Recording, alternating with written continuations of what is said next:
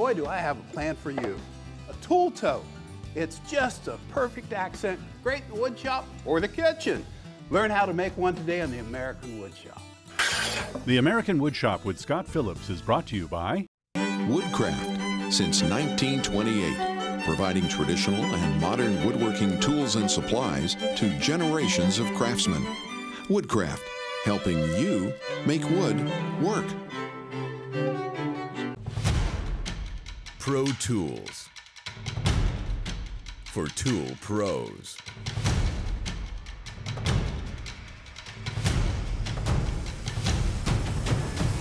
Rikon Tools.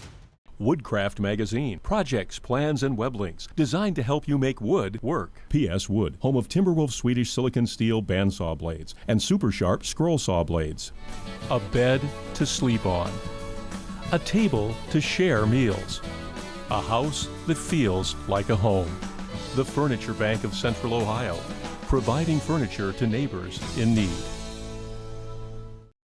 Once in a blue moon, I come up with a plan that I really love, and this tool tote is fantastic. And it's pretty easy to make, key dimension, 24 inches. Now, let's go make one together. Look at that beautiful Kentucky coffee tree. Now, we're gonna joint this and plane it. In fact, we'll do that to all of our work pieces to 3/4 inch thickness. But whatever you do, be sure to read, understand, and follow all the safety instructions that come with the tools and products you use. So this is set up on that dust collector with a separator. Makes it nice. I'll joint the edges on one side, take it to the planer, plane it down to 3/4 inch thickness, and then go to the table saw to rip it to the dimensions we need. So let's turn on the dust collector and make those cuts. Always use a push block to keep the flat of the board against the fence as you joint those edges. And this is a helical head jointer, and that gives you a great, great edge right there.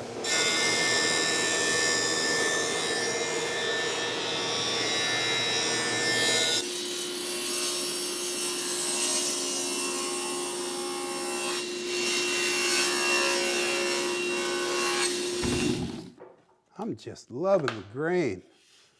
And I've used template now from the plan to lay out the pattern. These edges are parallel, the board is flat, okay? And that's really important when you hand cut dovetails, which is the next step. Everything needs to be dimensioned square and stay flat, otherwise you won't have good joints. Dust collection on, and I'll cut these work pieces to the working lengths, check them for square, be moving on down the road. What I need is more wood, don't we all? Here we go.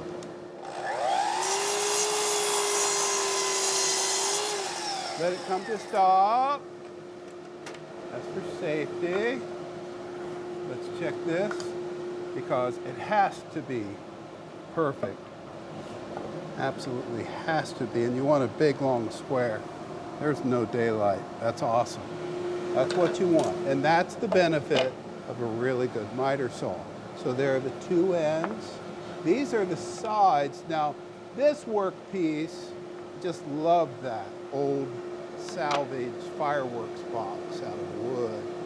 And I'll bring that up and bring the blade down and just make sure that I match the cherry underneath, same 3/8 thickness, and make this cut.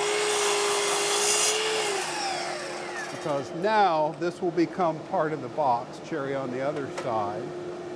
And then one final cut, and I'll leave the line on that side for the bottom.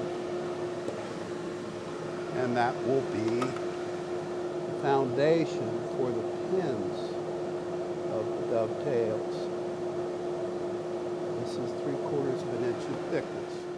So we'll cut that, and then it's over to do the layout for the dovetail.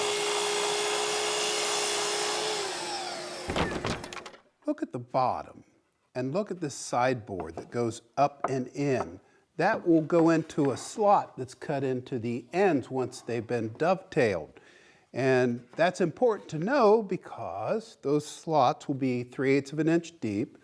That means the overall length of the bottom board has to be 3/4 of an inch longer, and that will make sense later, but that's key. Now the other thing that we need to do with the template, lay it on the square end work pieces, and we trace the patterns out naturally, and to lay this out, what you do is you square it up, and then you carefully use a marking knife. A knife, the flat goes against the side of the template. You score it nice and deep, holding the template in place. You can't use a pencil here because it's not accurate enough. You have to be able to leave that line for good tight fits. Okay, and so you do it on one side of the templates, and then you do it on the other. And what we're doing is marking, these are the dovetails. These areas right here are the pins. So what we're doing right now is we're marking what we will cut away. I want that one a little bit deeper right there, for the pins to slide through these dovetails. And that's key. Layout is everything. Because if you can't see your layout lines, you won't be able to make them right. Now, since we're keeping these, that means we are wasting away that, and that, and that. And you can't really see it well, but I certainly can see it with the light. It helps if you wear a hat because it keeps the light right. Now, the one thing that you have to do is set the marking gauge to the thickness of your bottom board and be very precise about that. And then what I'll do is come up here, swing it off the end, and make sure the fence is up against that square cut. And now I can scribe that line. And that will, when we make the dovetails, then give me perfect joints just like that. So now I'm going over, and there are a million different ways to cut these, but we're going to use the bandsaw here with an 1/8 inch scrolling blade, and we're going to cut this out. We'll cut the patterns out first, then we'll cut out the dovetails, making sure that we take away the X's and leave the tail.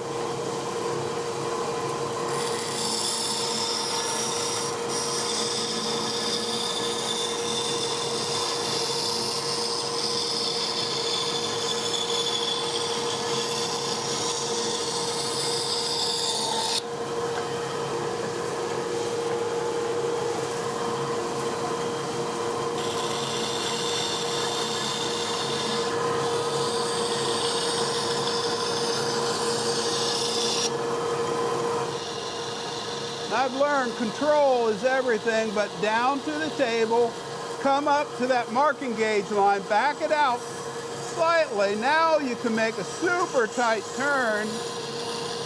That's why I like this scrolling blade. And there is a secret to getting really good cuts on a bandsaw like this. It's the blade. This is the silicon steel blade. And the other thing is, I'm leaving that marking knife line. And then I can come up, do the same thing in the waist area, and I repeat this until I have all the dovetails cut.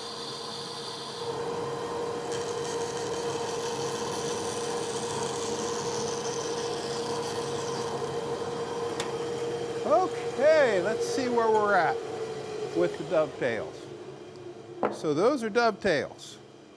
And through dovetails mean that the mating piece here, the pins come all the way through the tails. And we can't cut these until we get these tuned up a bit on the scroll saw. And the other thing is I'm using this template right here to lay out my hole pattern for the piercing hole that I have to drill.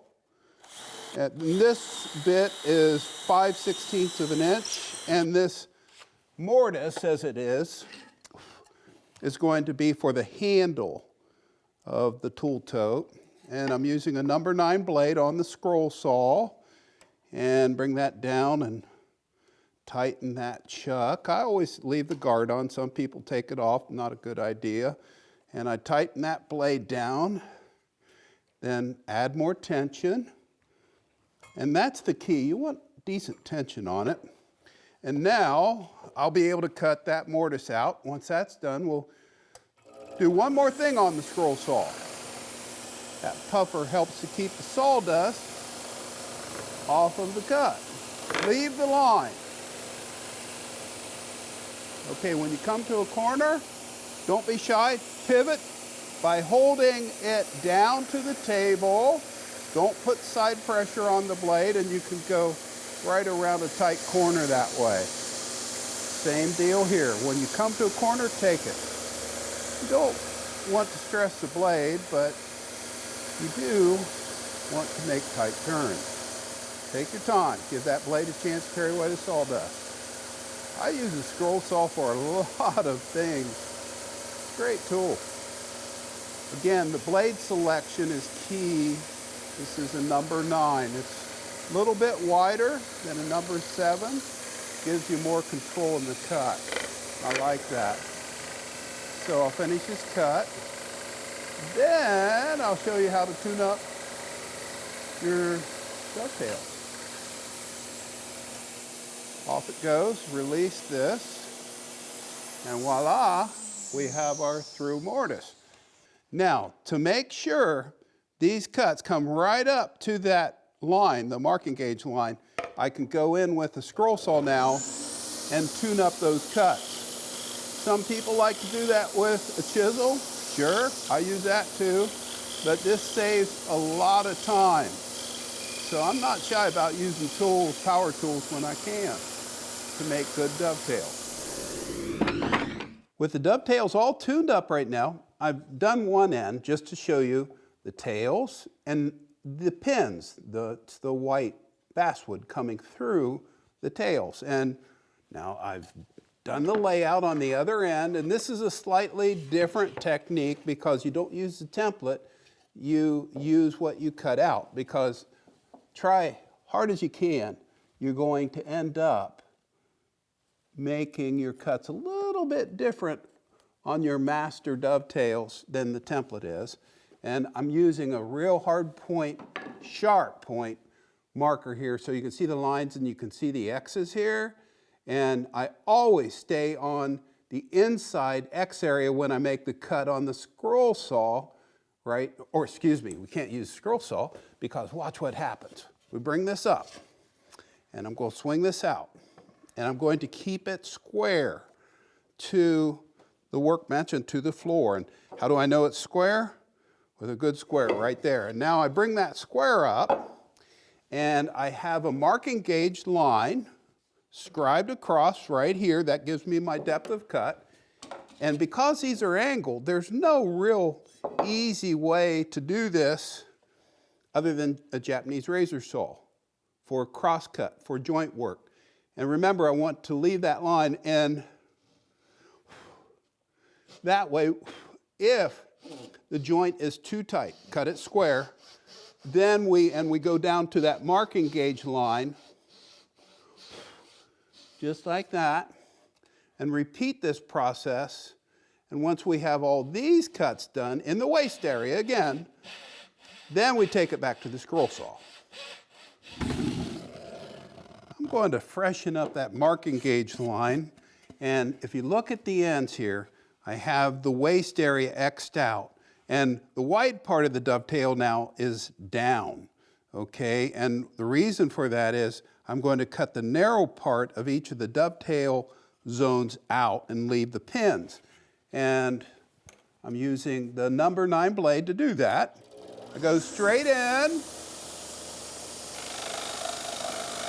along that cut line that I've already made. And remember, when you come to a corner, hold it flat to the table and make that right angle turn. You can do that with a number 9 blade, which is what I prefer. Now, watch what I can do on a scroll saw. I'm going to back out of the cut because this workpiece is too long. If I try to swing it around, it'd hit the throat. And when I back out of the cut, I can come back in again. I'm not touching that pin. I'm just making that wasting cut right there to my line and pop that right out. And then you can see two little areas right here that need to go away. Now watch what happens. This is where the chisel comes in. You're using a butt chisel, butt's in your hand. You don't have to use a mallet for this. And you just pare that off like so. Pops right out. What could be easier? It's all about knowing the little tricks of the trade. And when you use this chisel, the flat part, not the bevel, the flat part is up against that marking gauge line so that your depth of cut matches the dovetail board, the ends of your tool tote. So this is going to come out like so. Of course, it's being a bit more difficult. You don't have to use mallets for this. You want to keep it square. And now what I'm going to do is repeat this process for the other three zones for the dovetails.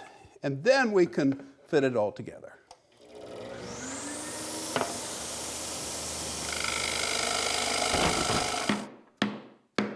Gently now, keeping the end square to the base, we've tapped the pins and tails together. I like that look.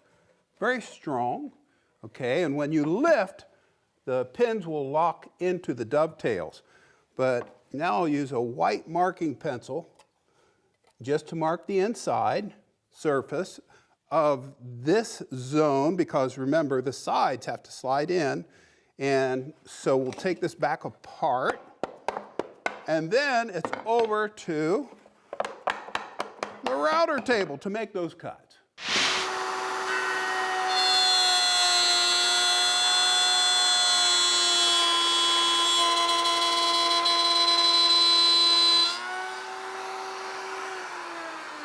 Voila! Now, what you're looking at are those grooves that will accept the perfectly fitted sides. And it always has to be made into the dovetail, because when that goes into the pins, it will hide that cut. So I'll finish the other workpiece, and then it's on to assembly with a rail.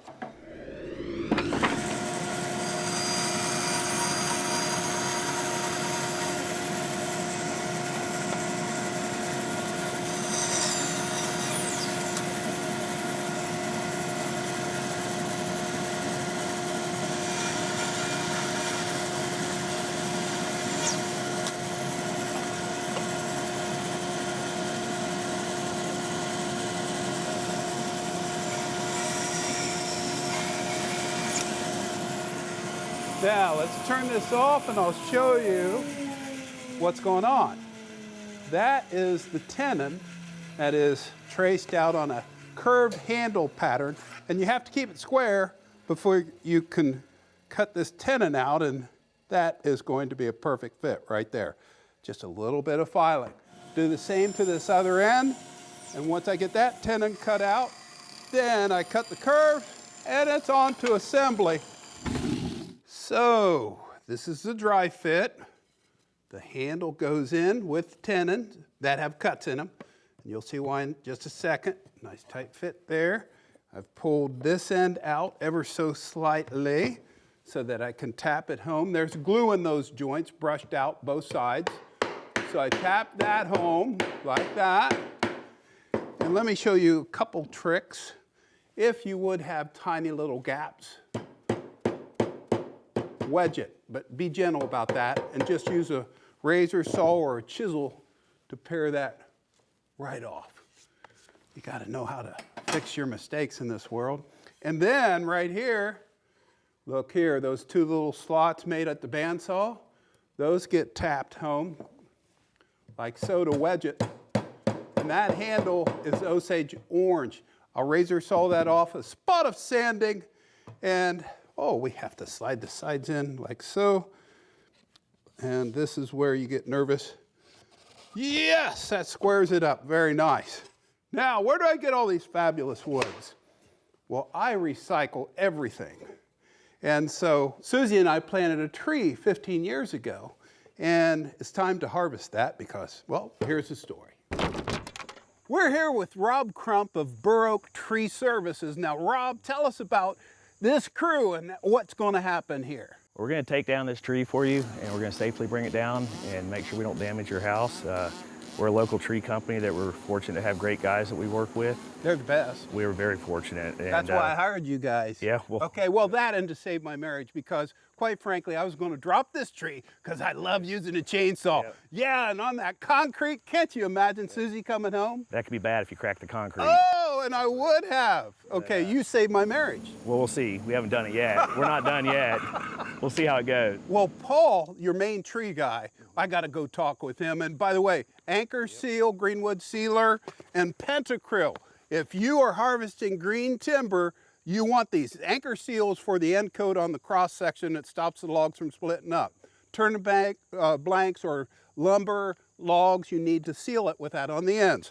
Pentacryl, if you have boards slabbed out, when it's green, you brush this on, it cures it out. Now, kilns are even better. But anyways, those are tips. Off to see Paul. Thank you. Well, we're here with Paul Herman. I got to shake your hand. How you doing? Man, I've seen the work that you do, and the way you get around in a tree is mind-numbing. Now, when you approach this log, how low can you go? Keep it out of the dirt, about 3 to 4 inches. Okay. So from there, I can get a 6-inch log that comes up to this crotch, and I have no idea what the ants have done to this tree. It was hit by lightning, then the ants moved in, and it's got to go. But we're going to save it. And Paul, there's a second log here. Do the best you can and get me a good saw log there. Yep. And one over here. Okay. And it's going to be fun. Even though that's going to be a short one, that might be turning blanks. So on this tree, you're going to buck it up and keep the limbs off the house. Yep. And then chunk this in a way that you don't break out the concrete or Correct. hit the house. Or hit the house, right. Yeah. And so then once you bucket this and get this down, we'll harvest this log and see what's in this. Now, once we go to the back side of the house, you can't get the truck in there, so you have to climb it. What gear do you use? I use a harness, spikes, climbing line, and if I need a rigging line to take it down, then that's what I'll do. Okay, and again, this is not for homeowners to do. Right. I have a rule with a chainsaw. Both of my feet always stay on the ground. That's why I hired you guys, because you're the best man with a saw up I've ever seen. So, Paul, I'm going to let you get at it. All Thanks right, a million. Yep, thank you. This is awesome. I can't wait to see this log once she's down.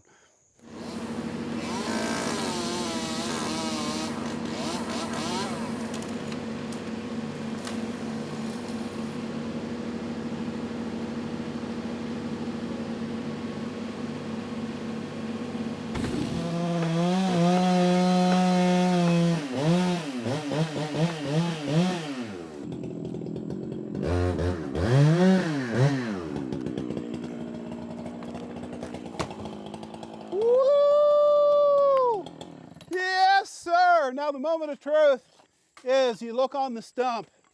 She's solid, which means, man, there are some ant channels here, but can you imagine this, Paul? When I fill that with epoxy resin and slabs, what that's going to look like? It's going to look good.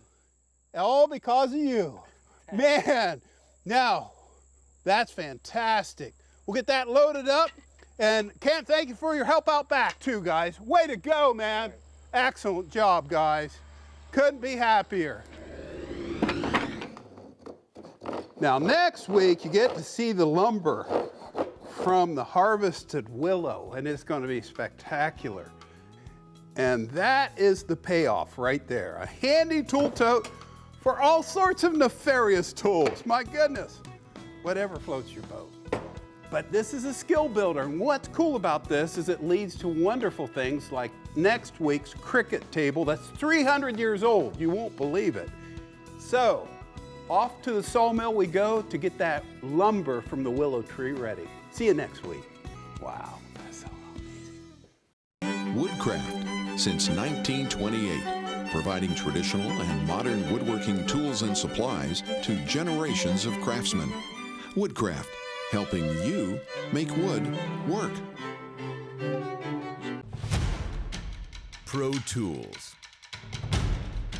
For tool pros.